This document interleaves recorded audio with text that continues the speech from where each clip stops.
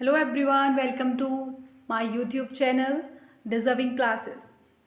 In this video, we will study about class 10 chemistry and topic is endothermic reaction. इस video में हम देखेंगे कि एंडोथर्मिक रिएक्शंस क्या होती हैं. लास्ट वीडियो में हमने कवर करा what is exothermic reaction and in this video we cover what is endothermic reaction. Exothermic reaction क्या होती है? एक्सोथर्मिक रिएक्शन थी जिस रिएक्शन में हीट क्या हो रही थी, इन्वॉल्व हो रही थी. ठीक है, क्या हो रही थी? हीट इन्वॉल्व हो रही थी. हीट का इन्वॉल्व होना हमने क्या पढ़ा था? एक्सोथर्मिक. और आज की वीडियो में हम कवर करेंगे what is endothermic. Then the reaction की डेफिनेशन क्या होगी? Those reaction in which heat is absorbed. वो रिएक्शन जिसमें हीट एब्जॉर्ब हो रही होती है. वो अभिक्रियाएं जिन अभिक्रियाओं में हीट क्या होती है? एब्जॉर्ब होती है. क्या कहलाती है? एंडोथर्मिक कहलाती है. एग्जाम्पल लिखा हुआ है N2 plus O2 plus heat arrow 2NO. Nitrogen ने ऑक्सीजन से रिएक्शन करी किसकी प्रेजेंस में? हीट की प्रेजेंस में. देन क्या चीज़ मिला हमें? मोनोऑक्साइड मिली. कौन सी मोनोऑक्साइड मिली? नाइट्रोजन मोनोऑक्साइड मिली. ठीक है, इसे हमने एंडोथर्मिक रिएक्शन का ही एग्जाम्पल क्यों माना? बिकॉज इसमें क्या हो रहा था? हीट एब्जॉर्ब हो रही थी. इस रिएक्शन में क्या मिला हमें जब हमने ये रिएक्शन कराई? तो इसमें मिला कि हीट का एब्जॉर्प्शन हो रहा था, ना कि क्या नहीं हो रहा था? हीट का इवॉल्व्ड नहीं हो रहा था. हीट इसमें निकल नहीं रही थी, हीट इसमें एब्जॉर्ब हो रही थी. हीट का निकलना एक्सोथर्मिक, हीट का एब्जॉर्ब होना एंडोथर्मिक. ठीक है, जितनी भी हमारी डिकम्पोजिशन रिएक्शन है, all the decomposition reactions are the example of endothermic reactions. ठीक है, क्योंकि क्यों मानते हैं हम डिकम्पोजिशन रिएक्शन को एंडोथर्मिक का एग्जाम्पल? क्योंकि एंडोथर्मिक रिएक्शन में हीट एब्जॉर्ब होती है और जितनी भी डिकम्पोजिशन रिएक्शंस हैं उनके अंदर भी हीट का क्या होता है? एब्जॉर्ब होना पाया जाता है.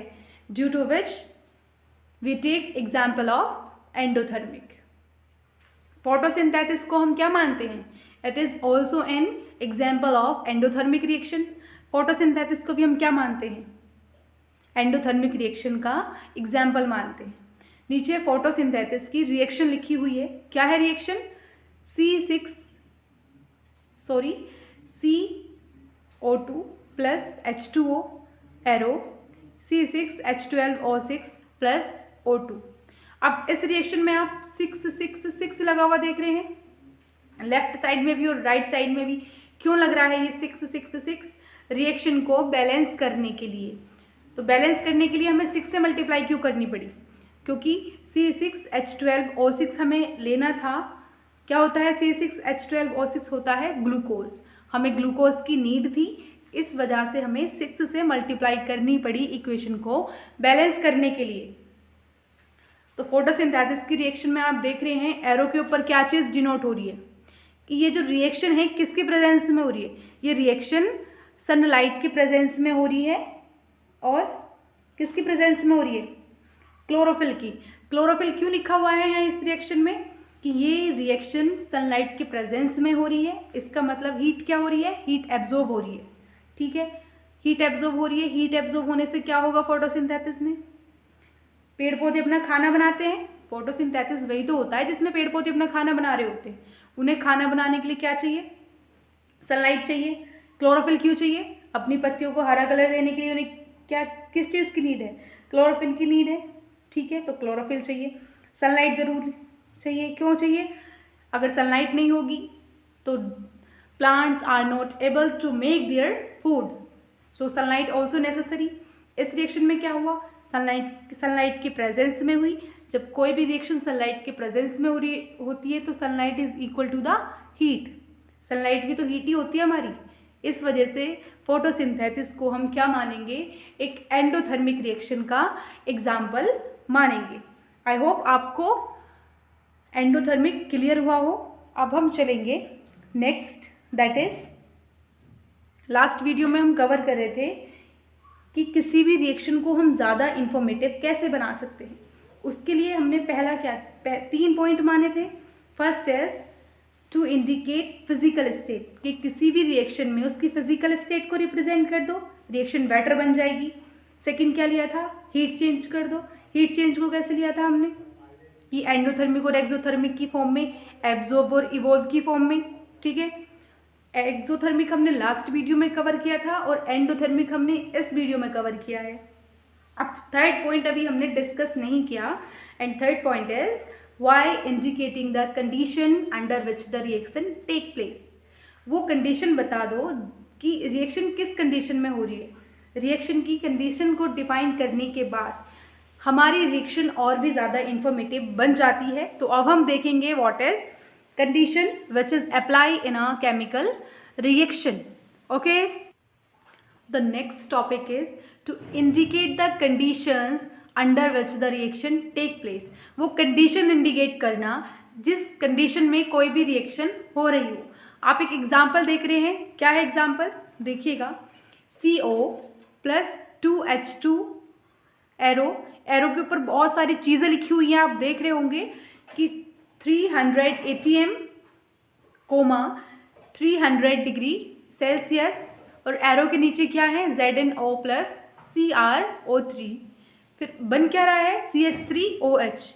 अभी हमें कुछ नहीं पता कि इस रिएक्शन में कौन रिएक्ट कर रहा है और क्या चीज़ बन रही है, और ये ATM और डिग्री सेल्सियस क्या चीज़ें हैं।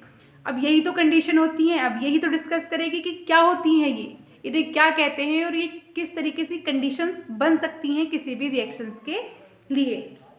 इस रिएक्शन में आप देख रहे हैं कि CO that is carbon monoxide, कि कार्बन मोनोऑक्साइड किससे रिएक्शन कर रहा है, हाइड्रोजन से रिएक्ट हो रहा है। किससे रिएक्ट हो रहा है कार्बन मोनोऑक्साइड, हाइड्रोजन गैस से रिएक्ट हो रहा है। कितने पे, मतलब क्या कंडीशन लगी कि इससे रिएक्ट होने में से कितना टाइम लगा, क्या क्या चीज़ हुई इसके साथ, वो होती है कंडीशन। तो जब कार्बन मोनोऑक्साइड ने हाइड्रोजन गैस से रिएक्शन की उस टाइम कितने प्रेशर की से नीड हुई, 300 एटमॉस्फेरिक प्रेशर की से नीड पड़ी। ATM as the symbol of atmospheric pressure. Pressure हमेशा कैसे लेंगे हम, एटमॉस्फेरिक, ठीक है। तो यहाँ कार्बन मोनोऑक्साइड को हाइड्रोजन से रिएक्शन करने के लिए 300 एटमॉस्फेरिक प्रेशर की नीड पड़ी, और कितने टेम्परेचर पर, कितना प्रेशर लगा 300 एटमॉस्फेरिक, कितने टेम्परेचर पर 300 डिग्री सेल्सियस पर, ठीक है। और ZnO प्लस CrO3 क्या हैं, ये हमारे रिएक्शन में क्रिस्टल की फॉर्म में रखे गए हैं, कि रिएक्शन की कंडीशंस चल रही हैं ये, तो ये क्या माने गए हैं, क्रिस्टल्स माने गए हैं, ठीक है। क्रिस्टल किस किस चीज़ के हैं, ZnO मतलब जिंक ऑक्साइड के क्रिस्टल हैं, और क्रोमियम ऑक्साइड के क्रिस्टल। फिर जाके हमारा क्या बना, मेथानोल मतलब CH3OH। फिर जाके हमारा फॉर्मेशन हुआ मेथानोल का। कभी भी रिएक्शन आए कि कार्बन मोनोऑक्साइड से मेथानोल को फॉर्म कीजिएगा, आपको एकदम तुरंत याद आना चाहिए कि क्या कंडीशंस थी जब हमारी रिएक्शन हुई थी, तो क्या कंडीशंस लग के ये रिएक्शन होगी कि मेथानोल कैसे बनेगा। आप कभी लैब वर्क करेंगे, आपको क्या क्या चीज़ नीडेड होंगी, 300 एटमॉस्फेरिक प्रेशर नीड होगा, कितने टेम्परेचर पर, 300 डिग्री सेल्सियस पर ही, और क्रिस्टल किस चीज़ के चाहिए, जिंक ऑक्साइड के और क्रोमियम ऑक्साइड के आपको क्रिस्टल चाहिए। आई होप अगर आपको ये क्लास कब समझ आएगी, जब आप लास्ट वीडियो देखेंगे, उसमें हमने डिस्कस किया है कि किसी भी रिएक्शन को कैसे इंफॉर्मेटिव बना सकते हैं। उस वीडियो में हमने क्या कवर किया है, 2 टॉपिक कवर किए हैं, फिजिकल स्टेट और हीट चेंज का हाफ पोर्शन। हीट चेंज का हाफ पोर्शन इस वीडियो में है और कंडीशन भी इस वीडियो में है। जब आप दोनों वीडियो को देखेंगे देन आपको क्लियर होगा कि किसी भी केमिकल रिएक्शन को ज़्यादा इंफॉर्मेटिव कैसे बना सकते हैं। आई होप आपको सेशन अच्छा लगे। Thank you.